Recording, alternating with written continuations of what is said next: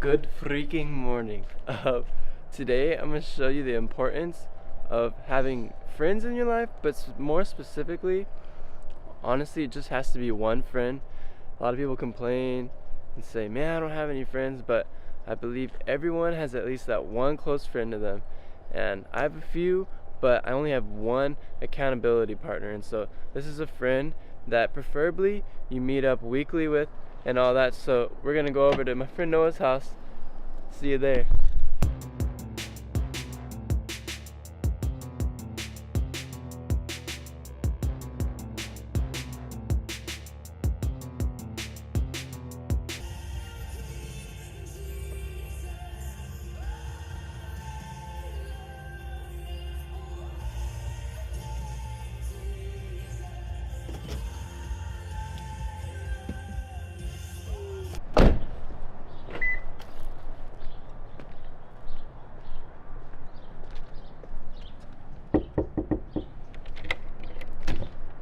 Hey, beautiful.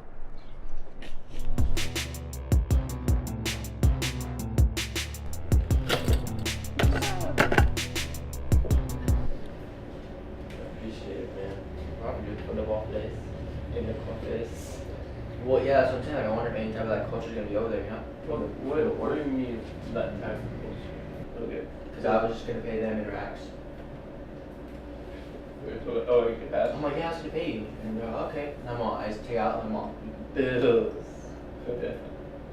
You can't. They're all. You can't wind up your mustache when you do it. dang. He calls me his warrior. What it is, bro? I'm in like this this medieval like helmet. Huh? And I have like horns coming out of my helmet. Huh? I No, I'm touching my hands and then I see someone out here. It's me. I looked in the mirror And there I was. and I saw myself. There I was looking ugly as heck. Gang, your booty stank. Pour up a drink. I'm making iced coffee. Like I'm eating some toffee. Or is it like candy? I drink out that water, I hold on that brandy. No liquor. I got some rice and beans for dinner. Yeah. Got a raffle, I'm a winner. Yeah. I go eat scissors. Mac and cheese. And nuggets. I dunk it. Never mind, that wasn't good. Oh my god.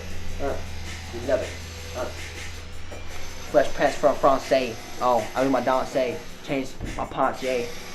Go Francais. Get that French press rap. French press rap. And go smack just like that.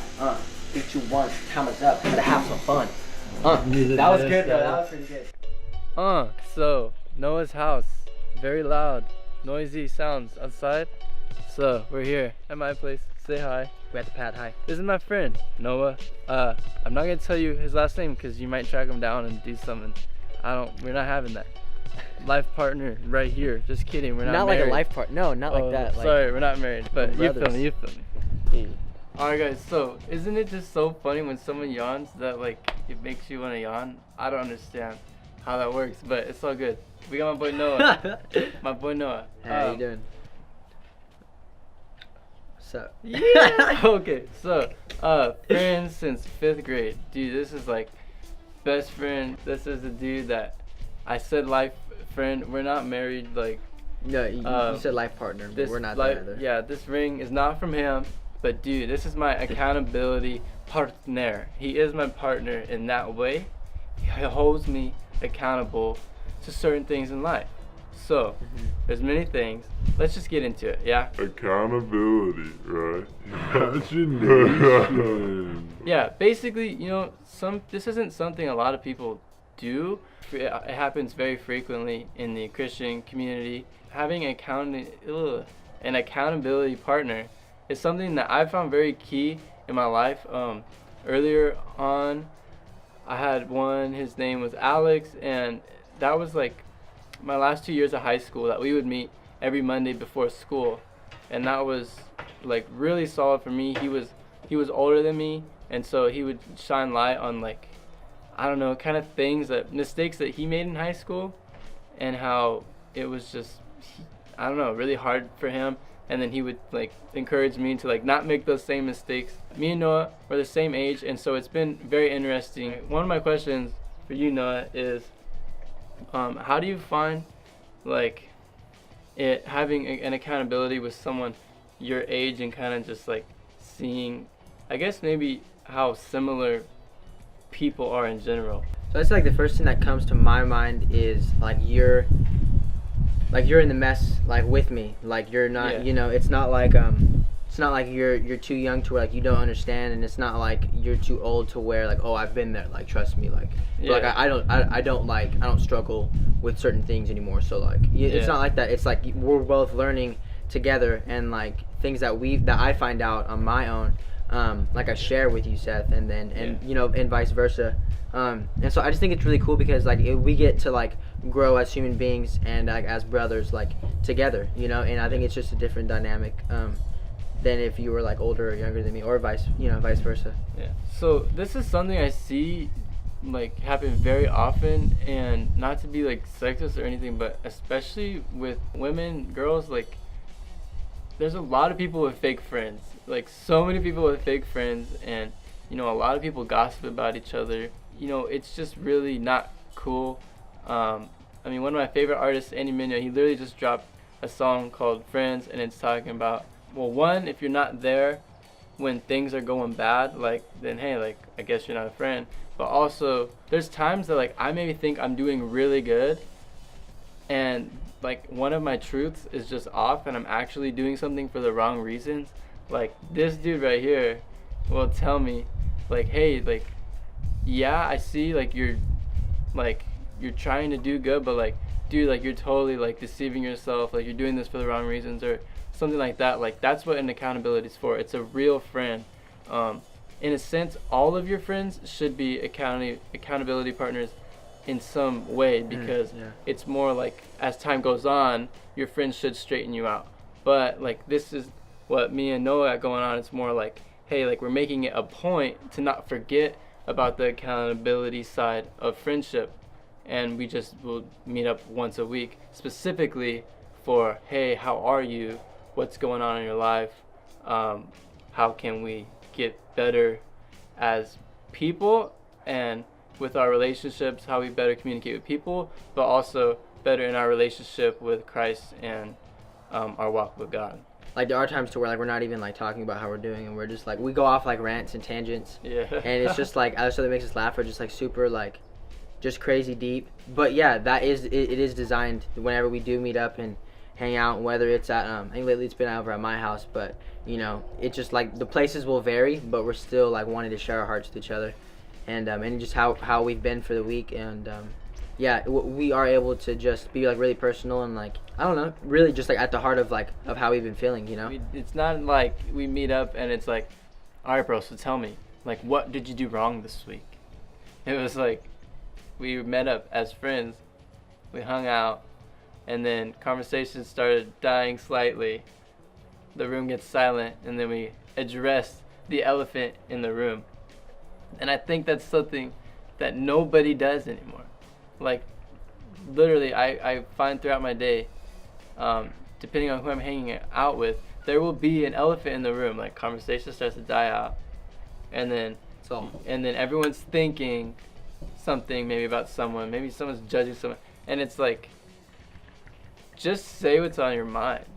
There is healing through communication, through just the process of talking things out, that you actually really get to see someone's heart and who they really are. It's those heart issues, basically. So this walk with God that we're on with Jesus, it's all a heart thing. It's not about religion. Literally, in our walk, it's us addressing our hearts, making sure our hearts are in check, and right with the Father, and just in a good place of love, because God is love. Yeah, I just want to say, like, I think what Seth is saying, I think I like put it, because I've heard it said simpler. I'd say other like religions or faiths, it's I think it's justification before sanctification. But with Christianity and with the way that Jesus, what Jesus has done, it's sanctification before justification.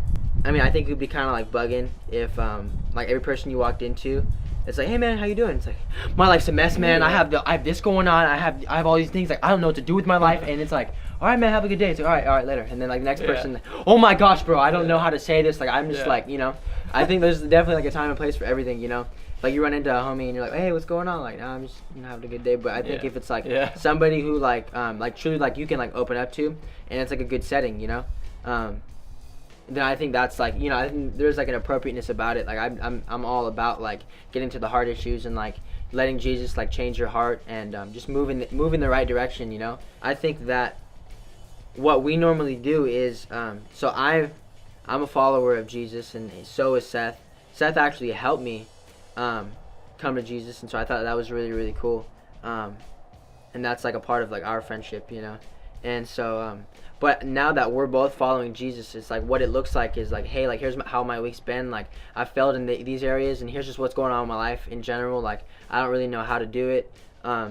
Like, I open up my life to him and say like, hey, like, do you see anything that's wrong? Do you see anything like that would need improvement? Or like, you know, and a lot of times he totally blessing me, just totally says like, hey, like you're on the right path, like you're doing these things wrong, or you're doing these things right. And it's not like by his standards, but it's like Jesus' standards, you know.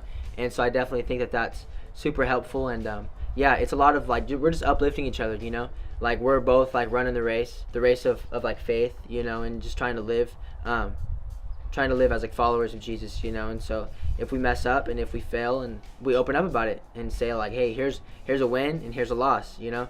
And we just address it, and like there's no shame, you know. I don't think there's ever been shame, or if there is, like we just like we tell it to leave, we knock it off. Like, there's no need to be shameful, you know, especially like when we follow Jesus. And so like meeting up with Seth has been such like a blessing in my life, to keep me grounded in the sense like I have somebody that I can talk to. Like, I'm not alone in the things that I'm facing. Like, I'm not alone, you know. Of course, God's always with us, but to have like a human being here, you know, that like cares about me and like is like my brother, you know, in Jesus, it totally helps a lot, you know. So I'm not just stuck in my head, but especially if I'm going down a path and I think like, I'm so right, and then Seth's like, I don't know, like, I think that there's pride in that way, and I think that there's things going on, and I don't know if you've seen that, and it's like, oh dude, like, you're right. So I've definitely been thankful for it. It's been going on like a year and a half, almost like 2 years that we've been doing that. Yeah, so and we actually had a group of 3 at some point at a point in time. So shouts out to Brandon. R.I.P. Brandon. He's not dead, but I'll visit you soon, Brandon. So yeah, it's something we encourage you guys to do. Yes, it's something that, I mean, works whether you're Christian or not. But the thing is like, what guidelines are you gonna set? You know what I mean? Because us being Christian, like, we hold each other up to like, hey, are you like living up to this standard that is the Word of God? And so, I mean, I don't know what standard you guys would hold each other up if you're not Christian. So I mean, just try out the Bible. Also, me and Noah, we have many plans in store for you guys. So most likely you guys are gonna be seeing a lot more of this guy. So get used to it. All right. Like, comment, subscribe, tap the like button, because we're gentle folks here. Okay. Just, you know. Don't smack it, it hurt. Yeah, don't smack it. You know, don't backhand it. Just, you know. When you see it, go, I think I want to subscribe. I mean, if you don't, don't. Hey, let's just skip the chit chat. Do it. Subscribe.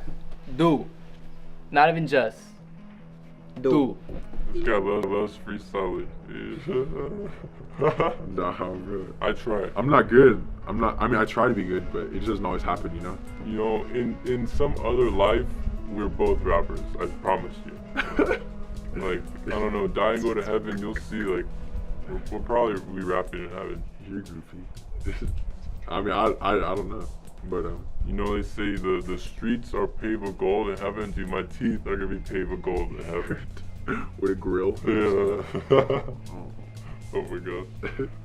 That'd be funny if we all had grills in heaven, because we're talking about like, you know, like treasure store for you in heaven. Everybody just has like grills and like chains, like. I said chains like that, but like, you know, just jewelry. That won't happen. I'm teasing. For real. Well, I don't know. Honestly, we'll find out. Mansions. And pet dinosaurs. You think so? Yeah. Where does it say that? I don't know, bro. We got pet Whoa. dinosaurs. Where'd they go? You know? Where else would they be? I don't know, bro. That's. So do dogs go to heaven? Do all dogs go to heaven? That's That's- what the that's movie just like- says. I think all dogs that are loyal go to heaven. Dang. All the loyal homies, you'll see there. Watch out, doggies. Swear. How doggies. Trust. Trust. Best believe.